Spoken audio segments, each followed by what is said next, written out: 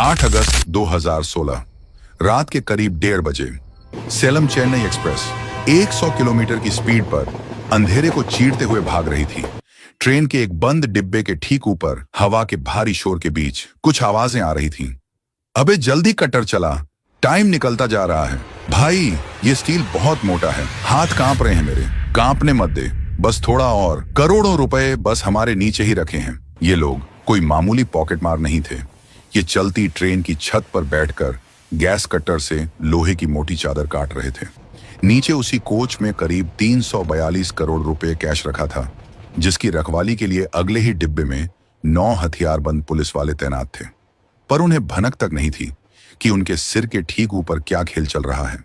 अगली सुबह जब चेन्नई स्टेशन पर ट्रेन रुकी और आरबीआई के अधिकारियों ने कोच का ताला खोला तो उनकी चीख निकल गई। सामने का नजारा देखकर पुलिस के होश उड़ गए। मजबूत स्टील की छत पर 2 फीट का एक बड़ा छेद था। संदूक टूटे पड़े थे और नोटों की गड्डियां पूरे फर्श पर बिखरी थीं। लेकिन जैसे ही पुलिस ने जांच शुरू की, एक ऐसी बात सामने आई जिसने पूरी दुनिया को चकरा दिया। उस डिब्बे में 342 करोड़ रुपए थे, लेकिन चोर सिर्फ 5.7 करोड़ रुपए लेकर ही गायब हुए। बाकी के 336 करोड़ रुपए उन्होंने वहीं छोड़ दिए। सवाल यह था कि इतनी बड़ी रिस्क लेकर चलती ट्रेन काटकर अगर वो अंदर घुस ही गए थे तो पूरा पैसा क्यों नहीं लूटा? क्या उनसे कोई ऐसी गलती हो गई जिसने उन्हें करोड़ों रुपए छोड़ने पर मजबूर कर दिया? या फिर ये किसी ऐसी प्लानिंग का हिस्सा था जो पुलिस की सोच से भी कोसों दूर थी? ये इंडिया की सबसे बड़ी और सबसे रहस्यमयी ट्रेन डकैती की शुरुआत थी। अब पुलिस के सामने सबसे बड़ा सवाल यह था कि आखिर इन चोरों को ये कैसे पता चला कि इस पुराने से डिब्बे में करोड़ों का खजाना छुपा है। ये कोई आम चोरी नहीं थी, इसके पीछे महीनों की प्लानिंग और एक बहुत ही शातिर दिमाग का हाथ था।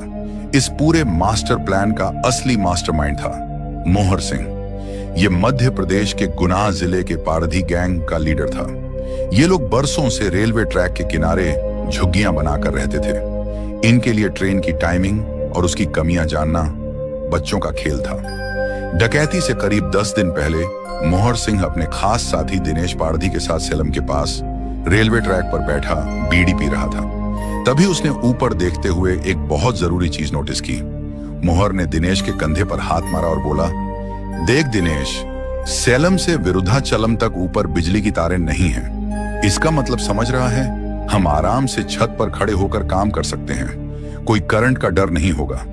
दिनेश की आंखें चमक उठी। भाई प्लान तो तगड़ा है, पर हमें पता कैसे चलेगा कि माल किस डिब्बे में है?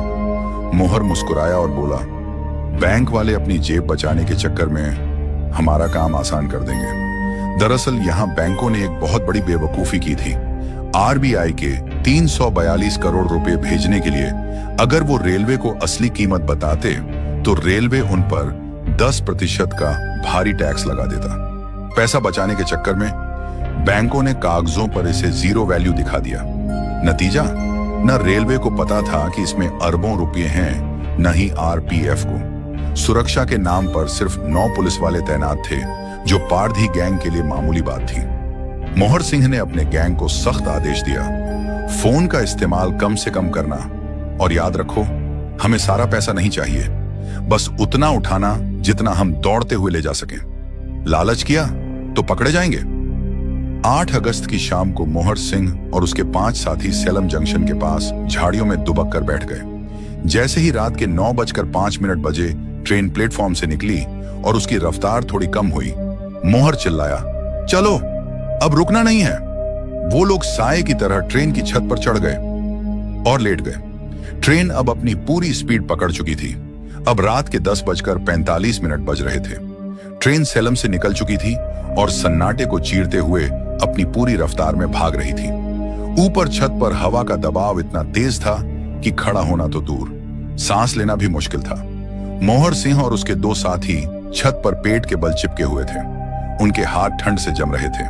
मोहर सिंह ने दिनेश के कान के पास जाकर धीरे से कहा, मशीन शुरू कर दिनेश, और आवाज कम रखना। दिनेश ने तुरंत अपनी बैटरी वाली ड्रिल और कटर निकाला। ट्रेन की अपनी खड़खड़ इतनी ज्यादा थी कि कट्टर की आवाज उसमें कहीं दब गई। लोहे की छत से नीली चिंगारियां निकलने लगीं और गर्म लोहा उनके हाथों पर गिर रहा था, पर रुकने का वक्त नहीं था। करीब 1 घंटे की मशक्कत के बाद दिनेश चिल्लाया, हो गया, छेद बड़ा हो गया है, रास्ता साफ है।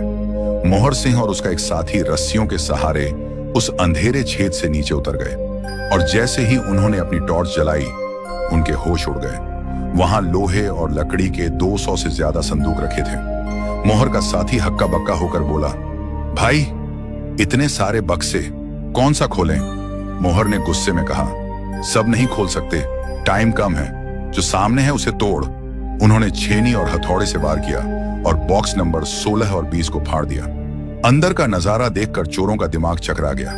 500 और 1000 के नोटों का अंबार लगा था। मोहर का साथी घबरा कर बोला, भाई, ये तो बहुत भारी है, इतने सारे कैसे ले जाएंगे?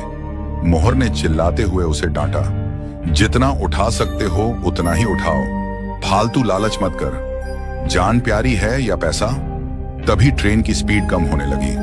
विरुद्धाचलम जंक्शन पास आ रहा था, जहां ट्रेन का इंजन बदला जाना था।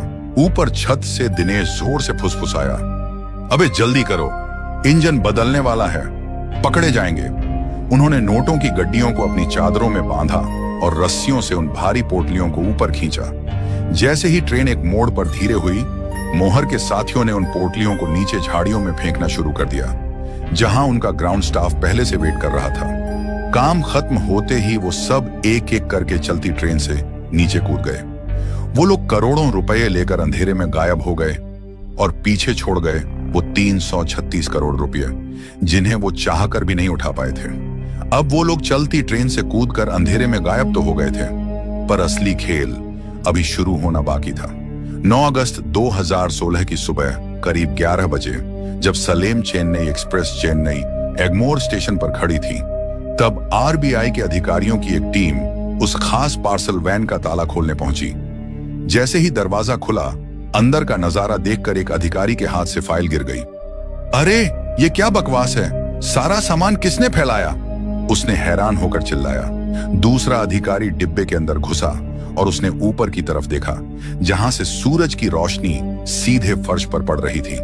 उसने कांपती हुई उंगली से ऊपर इशारा किया और बोला, सर, छत देखिए, वहां एक बड़ा सा छेद है। स्टेशन पर अफरा तफरी मच गई। कुछ ही मिनटों में पुलिस, आरपीएफ और रेलवे के बड़े बड़े अफसर मौके पर पहुंच गए। जब बैंक वालों ने संदूकों की गिनती शुरू की, तो पता चला कि चोरों ने सिर्फ 4 बक्सों के साथ छेड़छाड़ की थी। एक क्लर्क ने पसीना पोंछते हुए सीनियर अफसर को बताया, सर, कुल 5.78 करोड़ रुपए गायब हैं। लेकिन पुलिस के लिए सबसे बड़ी पहेली ये थी कि जब वहां 342 करोड़ रुपए रखे थे, तो चोरों ने बाकी के 336 करोड़ को छुआ तक क्यों नहीं? क्या वो डर गए थे या उन्हें लगा कि इतना काफी है? तभी फोरेंसिक टीम वहां पहुंची। एक एक्सपर्ट ने बड़ी बारीकी से कोच के हर कोने को चेक किया और फिर अपने सीनियर ऑफिसर के पास आकर बोला, सर, हमें यहाँ 4 अलग अलग लोगों के उंगलियों के निशान मिले हैं और छत के नुकीले किनारे पर खून का एक छोटा सा धब्बा भी मिला है। पुलिस को लगा कि अब तो चोर पकड़े जाएंगे, पर अफसोस, वो उंगलियों के निशान देश के किसी भी क्रिमिनल रिकॉर्ड से मैच नहीं हुए। 2 साल बीत गए। पुलिस ने हजारों लोगों से पूछताछ की, पर केस में 1 इंच की भी प्रोग्रेस नहीं हुई। अखबारों में पुलिस का मजाक उड़ने लगा और ये फाइल लगभग बंद होने वाली थी। तभी इस केस की कमान सीबीसीआई डी के एक जिद्दी ऑफिसर को सौंपी गई। उन्होंने अपनी टीम को बुलाया और साफ कहा, अगर चोरों ने जमीन पर कोई सुराग नहीं छोड़ा, तो हम उन्हें मोबाइल टावरों से ढूंढेंगे। उन्होंने एक बहुत ही टेढ़ा रास्ता चुना, टावर डंप डेटा। सेलम से चेन्नई के बीच 350 किलोमीटर की पटरी पर जितने भी मोबाइल टावर आते थे, उन सब का डेटा निकाला गया। ये कोई छोटा मोटा काम नहीं था। पुलिस के सामने करीब 1.15 लाख मोबाइल नंबरों का ढेर लगा था। तभी एक हवलदार ने सिर खुजलाते हुए पूछा, साहब, इतने सारे नंबरों में चोर को कैसे पहचानेंगे? ये तो सुई ढूंढने जैसा है। ऑफिसर ने मुस्कुराकर जवाब दिया, हमें वो नंबर चाहिए जो सेलम स्टेशन से शुरू हुए, और जैसे जैसे ट्रेन आगे बढ़ी, वो नंबर भी उसी स्पीड से अगले टावर पर एक्टिव होते गए। हफ्तों की मेहनत के बाद कंप्यूटर की स्क्रीन पर 5 से 6 ऐसे नंबर चमके जो पूरी यात्रा के दौरान ट्रेन के साथ साथ चल रहे थे। जब उन नंबरों की डिटेल निकाली गई, तो टेक्निकल एनालिस्ट के चेहरे का रंग उड़ गया। उसने ऑफिसर को बताया, सर, ये सारे नंबर फर्जी पते पर हैं, लेकिन इनकी लोकेशन अभी मध्य प्रदेश के गुना और रतलाम जिले में दिखा रही है। पुलिस समझ गई कि ये कोई मामूली गैंग नहीं है, ये पारधी समुदाय के वो लोग हैं जो चोरी करने में उस्ताद माने जाते हैं। लेकिन सबसे बड़ी चुनौती अभी बाकी थी। मध्य प्रदेश का वो इलाका इतना खतरनाक था कि वहां की लोकल पुलिस भी अंदर जाने से पहले 10 बार सोचती थी। और तभी तमिलनाडु पुलिस की एक स्पेशल टीम सादे कपड़ों में मध्य प्रदेश के सुनसान इलाके में रवाना हुई। उनका मुकाबला किसी आम गैंग से नहीं, बल्कि उन लोगों से था जिनके लिए चोरी एक परंपरा थी। पुलिस की टीम जब गुना जिले के पास पहुंची तो उन्हें समझ आ गया कि वर्दी पहनकर अंदर जाना अपनी मौत को दावत देना है। एक लोकल खबरी ने ऑफिसर के कान में फुसफुसाते हुए कहा, सर, ये गांव नहीं, एक अभेद्य किला है। अगर हम पुलिस की गाड़ी में अंदर गए तो ये लोग हमें गांव की सीमा में घुसने से पहले ही घेर लेंगे और पत्थरों से हमला कर देंगे। पुलिस ने तुरंत अपना प्लान बदला। उन्होंने अपनी पहचान छुपाई और अनाज के व्यापारियों का भेष धरकर गांव में दाखिल होने की हिम्मत की। लेकिन जैसे ही वो अंदर पहुंचे, नजारा देखकर उनके होश उड़ गए। वहां की टूटी फूटी झोपड़ियों के बाहर अचानक से नई मोटरसाइकिलें और शहर वाली महंगी चीजें दिखने लगी थी। पर सबसे बड़ा धमाका अभी बाकी था। डकैती के ठीक 3 महीने बाद, यानी 8 नवंबर 2016 की रात को, प्रधानमंत्री मोदी ने टीवी पर आकर नोटबंदी का ऐलान कर दिया। 500 और 1000 के नोट अब सिर्फ कागज के रद्दी टुकड़े रह गए थे। जरा सोचिए उन चोरों पर क्या गुजरी होगी जिन्होंने अपनी जान दांव पर लगाकर 5.7 करोड़ रुपए के वही नोट लूटे थे। पुलिस की एक टीम अभी भी उन पर टेक्निकल नजर रखे हुए थी। तभी एक रिकॉर्डेड फोन कॉल में गैंग का एक सदस्य पागलों की तरह चिल्लाया, अरे भाई, ये टीवी पर क्या बोल रहा है? 500 के नोट बंद? अबे हमारा पैसा तो मिट्टी हो गया, हम बर्बाद हो गए। दूसरा चोर डर के मारे कांपते हुए बोला, चुप रह, अपनी आवाज नीची कर। अगर बैंक में ये नोट बदलने गए तो सीधा जेल की सलाखों के पीछे जाएंगे। एक काम कर, इन नोटों को जला दे, वरना पुलिस हमें ढूंढते हुए यहां तक आ जाएगी और हमें जिंदा नहीं छोड़ेगी। यह सुनकर पुलिस को पक्का यकीन हो गया कि यही वो लोग हैं जिनकी तलाश उन्हें 2 साल से थी। लेकिन पारधी गैंग को पकड़ना इतना आसान नहीं था। ये लोग पुलिस को देखते ही औरतों और बच्चों को ढाल बना लेते थे और खुद पलक झपकते ही घने जंगलों में गायब हो जाते थे। पुलिस को एक ऐसे मौके का इंतजार था जब ये लोग अपनी सेफ जोन, यानी अपने गांव से बाहर निकले। अक्टूबर 2018 की एक दोपहर पुलिस को एक खुफिया जानकारी मिली कि गैंग के 2 सबसे खास सदस्य, दिनेश पारधी और रोहन पारधी, किसी काम से चेन्नई की तरफ जा रहे हैं। तमिलनाडु पुलिस ने तुरंत जाल बिछाया और इन दोनों को रास्ते में ही दबोच लिया। शुरुआत में तो वो मासूम बनकर मुकर गए। दिनेश ने पुलिस की आंखों में आंखें डालकर कहा, साहब, हम तो मामूली खिलौने बेचने वाले हैं, हमें क्यों पकड़ रहे हो? हमने कुछ नहीं किया। लेकिन जब पुलिस ने उनके सामने मोबाइल टावर का वो सारा कच्चा चिट्ठा रखा तो उनके चेहरे का रंग सफेद पड़ गया। रोहन ने रोते हुए पुलिस के सामने हाथ जोड़े और बोला, साहब, पैसा तो अब हमारे पास भी नहीं है। आधा तो हमने डर के मारे जला दिया और बाकी जो बचा था उसे कौड़ियों के भाव बिचौलियों को बेच दिया। हमें क्या पता था कि मोदी जी रातों रात ऐसा खेल कर देंगे। दिनेश और रोहन की गिरफ्तारी के बाद पुलिस के सामने सबसे बड़ा नाम आया, मोहर सिंह। जब पुलिस ने मोहर सिंह की कुंडली खंगाली तो उनके पैरों तले जमीन खिसक गई।